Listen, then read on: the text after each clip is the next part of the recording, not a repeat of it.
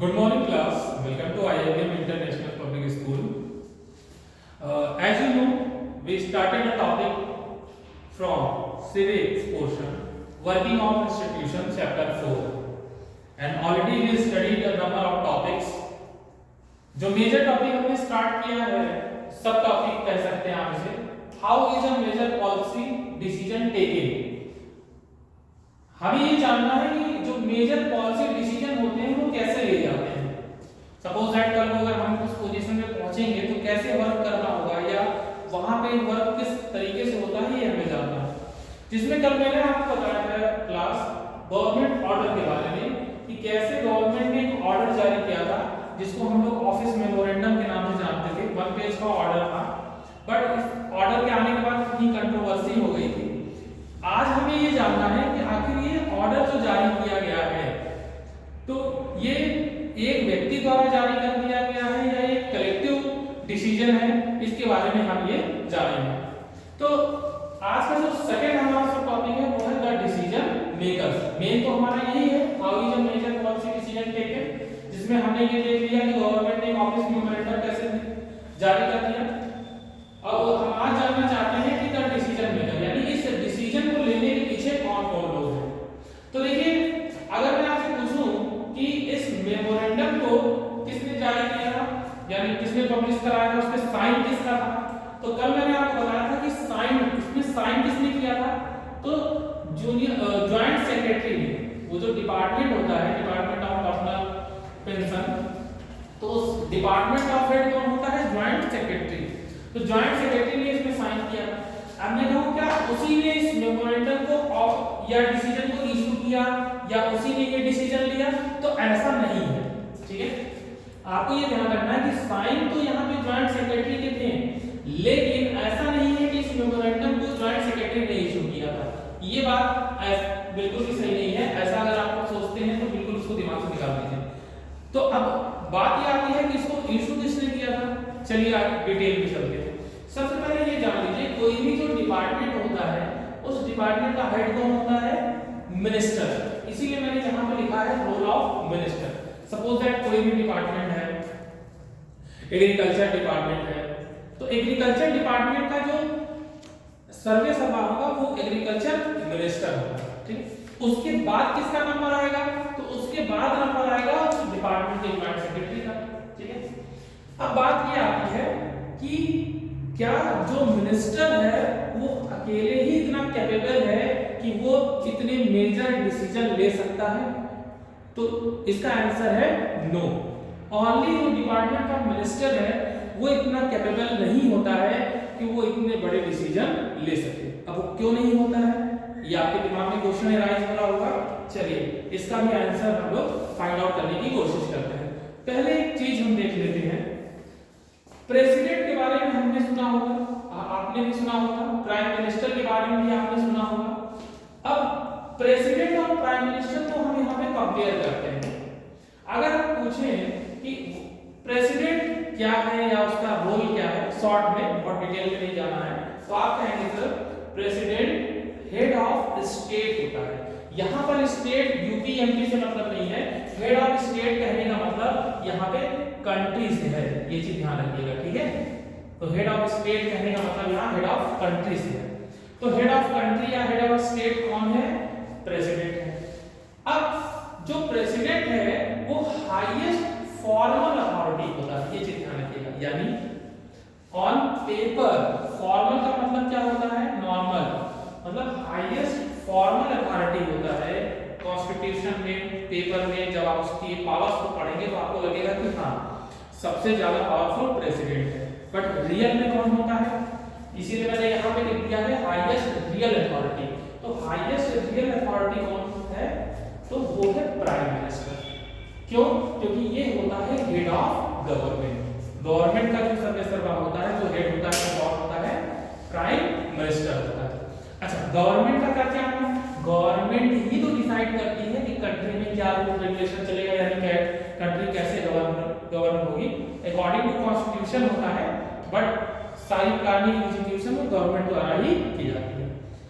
अब थोड़ा सा हम आगे बढ़ते हैं। आजादी के बाद आपको पता होगा हमने अपने यहाँ ब्रिटिशों की तरह पार्लियामेंट्री सिस्टम को अपनाया, यानी हमारे यहाँ पार्लियामेंट है।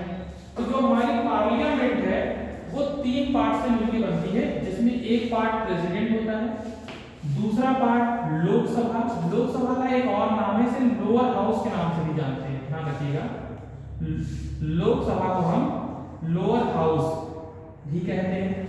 दूसरा है राज्यसभा, राज्यसभा को हम लोग अपर हाउस कहते हैं, ठीक है। राज्यसभा को हम लोग क्या कहते हैं, अपर हाउस कहते हैं। तो आपने यहाँ जाना कि जो प्राइम मिनिस्टर है वो हेड ऑफ गवर्नमेंट है, तो प्राइम मिनिस्टर कहाँ से इलेक्ट होके आता है, लोअर हाउस से या अपर हाउस से। तो देखिए प्राइम मिनिस्टर तो दोनों में से किसी भी हाउस का हो सकता है, लोअर हाउस का भी हो सकता है, अपर हाउस का भी हो सकता है, बट प्राइम मिनिस्टर बनने के लिए जरूरी है कि जो उसकी पार्टी है या जो नंबर ऑफ एमपीज हैं, कैंडिडेट्स हैं, वहां पर उनको मेजॉरिटी होनी चाहिए, कहां पे, लोकसभा में। यानी अगर लोकसभा में मेजॉरिटी है मेंबर ऑफ पार्लियामेंट की, जिनको हम एमपीज बोलते हैं, तो ही प्राइम मिनिस्टर बन सकते हैं। अगर मेजॉरिटी में मेंबर ऑफ पार्लियामेंट ने मना कर दिया आपको सपोर्ट देने से, तो आप प्राइम मिनिस्टर नहीं बन पाएंगे। अगर मेंबर ऑफ पार्लियामेंट मेजॉरिटी ने आपको बोल देंगे कि नहीं हम चाहते हैं कि प्राइम मिनिस्टर बने, तो आप प्राइम मिनिस्टर बन जाएंगे। जैसे मान लीजिए अभी प्राइम मिनिस्टर कौन है, अभी प्राइम मिनिस्टर है श्री नरेंद्र मोदी जी, ठीक है। क्यों? क्योंकि उनको जो उनकी पार्टी के सारे एमपीज हैं वो उनको सपोर्ट कर रहे हैं। मान लीजिए थोड़ी देर के लिए सपोज दैट कि उनके पार्टी के एमपीज कहते हैं नहीं हमें नरेंद्र मोदी जी नहीं प्राइम मिनिस्टर बनाना, हमको सपोर्ट नहीं करेंगे, हमें योगी जी को बनाना है, ठीक है, योगी जी को बनाना है। तो अगर योगी जी को बनाना है, हमको सपोर्ट करेंगे, तो फिर नरेंद्र मोदी जी क्या प्रधानमंत्री रख पाएंगे, नहीं रख पाएंगे, ठीक है। तो मेजॉरिटी आपको चाहिए मेंबर ऑफ पार्लियामेंट की, वो कहां पे चाहिए, लोकसभा में चाहिए, लोअर हाउस में चाहिए, ठीक है। अब चलिए ये सारी बातें हो गई, गवर्नमेंट है, सरकार है, मेजॉरिटी है, सब कुछ है। तो अब आप देखिए कि प्रेसिडेंट भी शामिल है, लोकसभा में केवल प्राइम मिनिस्टर नहीं है, जितने एमपीज हैं, अगर 500 एमपीज हैं तो सभी की राय मायने रखती है। हालांकि मेजॉरिटी की बात करें यानी 250+1, आधे से अधिक कर देंगे 250+1 कर देंगे तो मेजॉरिटी हो जाएगी। अपर हाउस में भी जरूरी होता है कुछ केसेस में, वो तो जब और डिटेल में पढ़ेंगे तब आपको पता होगा कि कुछ मेजर डिसीजन ऐसे होते हैं जहां इनकी भी राय बहुत इंपॉर्टेंट होती है, बट ऐसा नहीं है। सबसे ज्यादा इंपॉर्टेंट अगर कोई है वो लोकसभा। अब आइए कुछ चीजें हम लोग डिस्कस करते हैं ऑफिस मेमोरेंडम के बारे में। सिंपली अभी तक हमें ये पता चल गया है कि अगर कोई भी डिसीजन लेना है अकेले नहीं ले सकते हो, कोई भी ऐसा सुप्रीम नहीं है जो अकेले डिसीजन ले सके। It is a long chain of events, बहुत सारे लोग इसमें शामिल होते हैं। तो कौन कौन इसमें शामिल होता है, एग्जांपल हमने ले ही लिया है ऑफिस मेमोरेंडम का। तो देखिए सबसे पहले यहाँ पर देखिए मैंने क्या लिखा है, मंडल कमीशन। अब इसके बारे में थोड़ा समझ लीजिए। गवर्नमेंट ऑफ इंडिया ने डिसाइड किया 1979 में कि हम एक आयोग, एक कमीशन बनाएंगे। उस कमीशन के जो प्रेसिडेंट थे वो कौन थे, डीपी मंडल थे। तो गवर्नमेंट ने डिसाइड किया कि हम एक कमीशन बनाएंगे, उसका काम क्या होगा, वो ये देखेगा कि हमारे देश में कौन सोशली एजुकेशनली बैकवर्ड क्लास में आते हैं और उनको किस तरीके से, यानी उनकी लाइफ स्टाइल, उनको सोशली, इकोनॉमिकली, एजुकेशनली किस तरीके से अपलिफ्ट किया जा सकता है। तो गवर्नमेंट ऑफ इंडिया ने 1979 में ये कमीशन बनाया, क्योंकि इसके हेड थे बीपी मंडल, इसीलिए इसको मंडल कमीशन के नाम से भी जाना जाता है। इस कमीशन ने एक साल के बाद यानी 1980 में अपनी एक रिपोर्ट गवर्नमेंट को सौंपी और उस रिपोर्ट में ये बताया गया कि जो 20 कई बातें थी, बहुत सारे रिकमेंडेशन की गई थी, लेकिन जो सबसे मेन पॉइंट है वही मैंने यहाँ पे लिखा है, ठीक है, वही आपको पढ़ना भी है। तो जो सबसे इंपॉर्टेंट बात थी उन रिकमेंडेशन में वो क्या थी कि 27% ऑफ गवर्नमेंट जॉब इनको रिजर्व कर देना था इन एससी-बीसी के लिए, ठीक है। अब गवर्नमेंट ने ऐसा क्यों किया, ठीक है, रिपोर्ट तो सौंपी गई 1980 में, मेमोरेंडम कब आया था, कल मैंने आपको बताया था 92 में। तो आप देखिए ये 12 साल का डिफरेंस क्यों है यहाँ पर, उसके लिए देखिए ये पॉइंट आप समझिए। 1989 में यानी इस रिपोर्ट के आने के 9 साल बाद लोकसभा के इलेक्शन होते हैं। जहां पर एक पार्टी है जनता दल पार्टी, और इस जनता दल पार्टी के बहुत इंपॉर्टेंट लीडर होते हैं वीपी सिंह। तो ये पार्टी अपने मैनिफेस्टो में ये घोषणा करती है कि अगर हम ये इलेक्शन जीत जाएंगे तो हम ये जो रिपोर्ट है, यानी मंडल कमीशन की जो रिपोर्ट है, इसकी जो रिकमेंडेशन है, इसको हम क्या करेंगे, इसको हम फॉलो करेंगे, यानी इसको हम मान लेंगे। संयोग से ये पार्टी सरकार बना लेती है, ये पार्टी जीत जाती है और बीपी सिंह बन जाते हैं प्राइम मिनिस्टर। ठीक है, तो जब बीपी सिंह प्राइम मिनिस्टर बन जाते हैं, क्योंकि इन्होंने वादा किया था, जनता से प्रॉमिस किया था, तो अब ये मैंडेटरी हो गया था कि इसको फुलफिल किया जाए, इनके ऊपर प्रेशर हो रहा था। तो इन्होंने क्या किया, इन्होंने लोकसभा में और राज्यसभा में स्टेटमेंट दिया।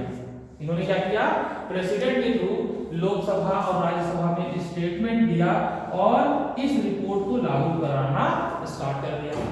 अब उसमें भी बहुत सारे स्टेप होते हैं, गवर्नमेंट ऑफ इंडिया को एक ऑर्डर जारी करना पड़ता है, फिर उसमें डिस्कशन होता है लोकसभा में, राज्यसभा में, क्योंकि ये मेजॉरिटी में थे तो ये कानून बन गया और फिर मेमोरेंडम आ गया। बट प्रॉब्लम क्या हो गई कि बहुत सारे लोगों ने इसका विरोध, इसका अपोज करना स्टार्ट कर दिया। ठीक है, बहुत सारे लोगों ने इसका अपोज करना स्टार्ट कर दिया।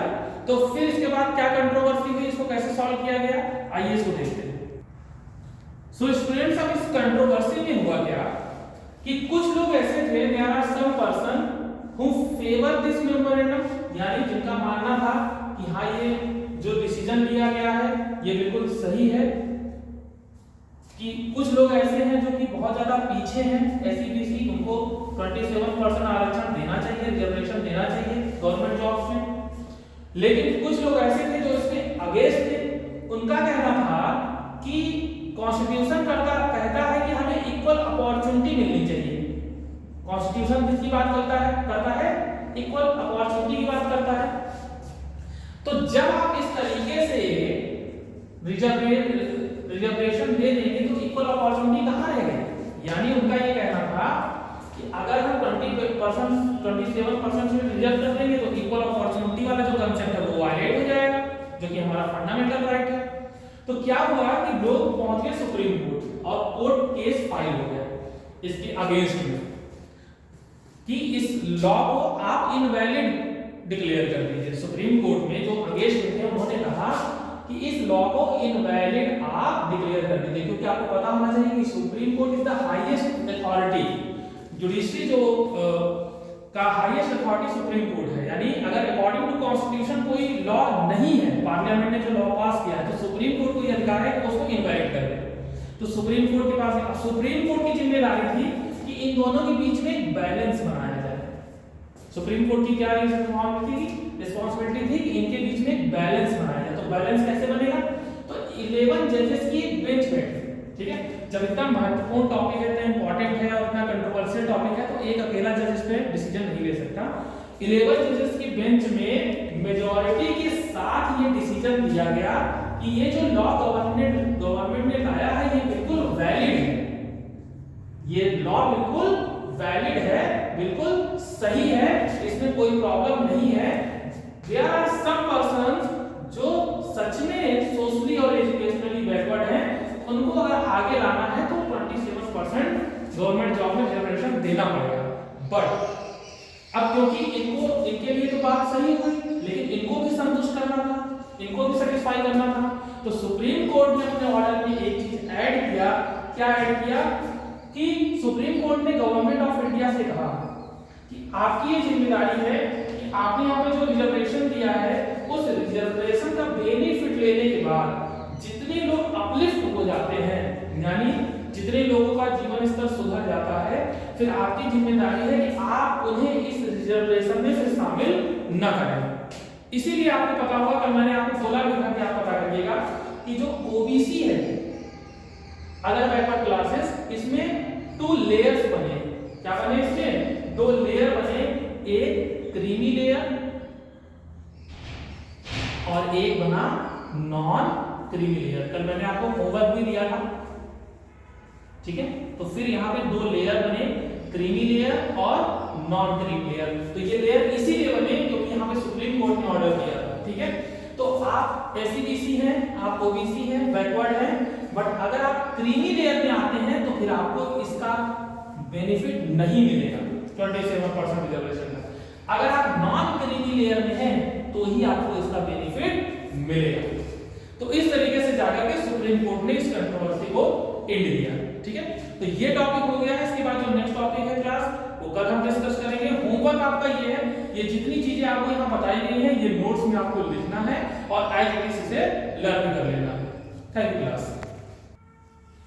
Good morning students, welcome to IIM International Public School.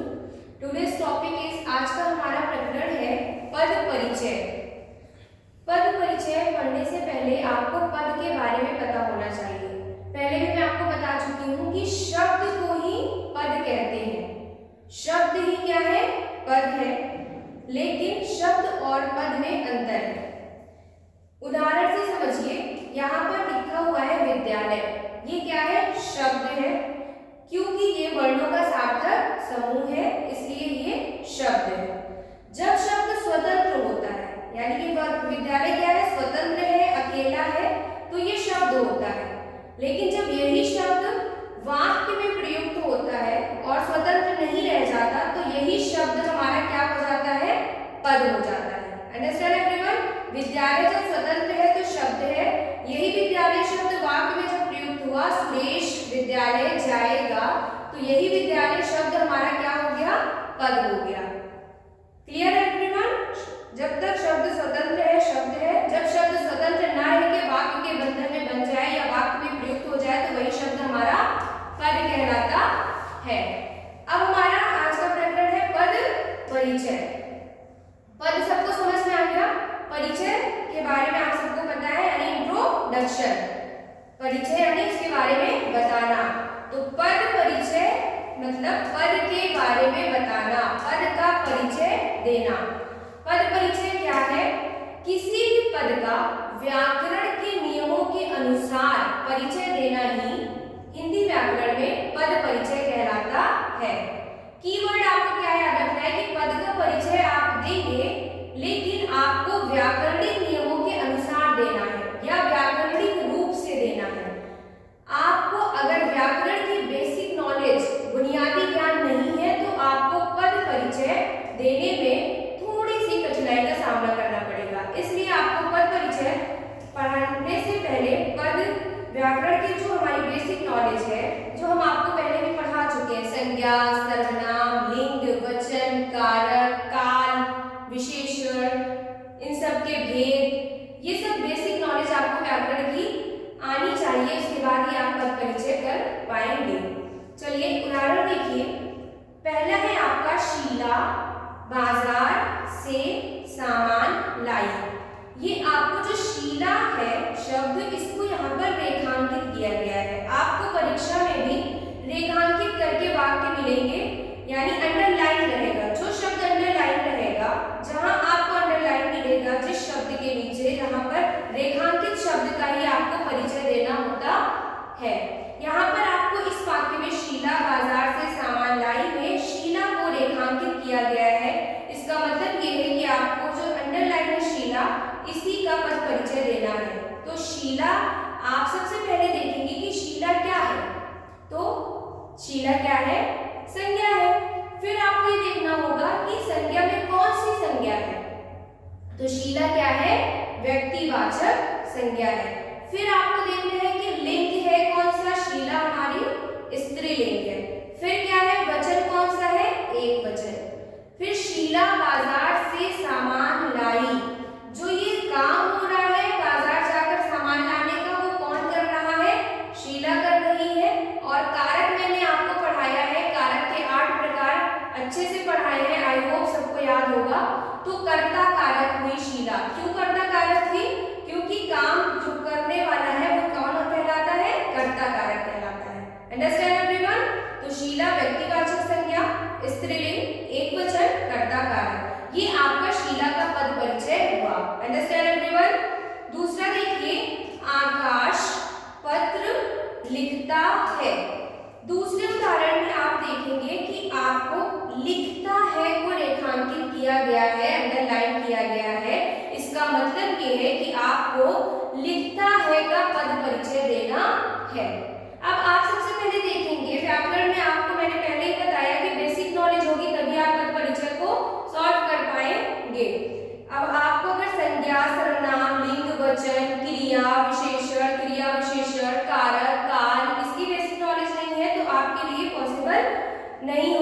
परिचय करना। लिखता है क्या है, आप सबको पता है क्रिया है।